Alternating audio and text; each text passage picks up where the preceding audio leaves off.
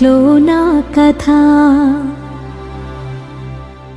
అంతేనేమో అంతులేని వేదనేమో ఆడపిల్లను కదా. మళ్ళీ తిరిగి అడుగేసేది వచ్చిపోయే చుట్టూలానే. నేను పుట్టి పెరిగిన ఊరికి ఇంకా పైన పొరుగురిదాన్ని. కట్టదాటి గంగ నేడు కంట పొంగెనే. ఎంత ఎంత యాతనో ఎంత గుండె కోతనో ప్రాణమోలే పెంచుకున్న పిచ్చి నాన్నకు. దూలమిరిగి భుజముపై పడిన పిడుగు పాటిది. ఇంతకన్నా నరకమే లేదు జన్మకు.